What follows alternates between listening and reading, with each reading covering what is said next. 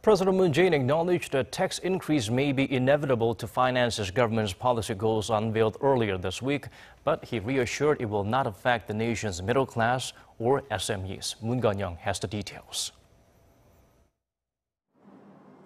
Rest assured, no tax hike on the average Koreans or the nation's small and medium-sized firms. That's South Korean President Moon Jae-in upon closing his first finance strategy meeting, one that set the tone for this administration's finance strategies and budget policies for the next 5 years.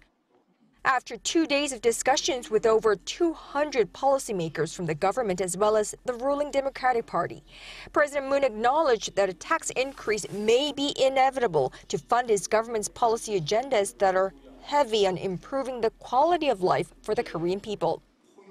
Stressing that it's now time to decide on the scope and the size of a tax hike, the South Korean leader said even if there is a change to the tax scheme, it will only be limited to the highest income bracket and the largest conglomerates.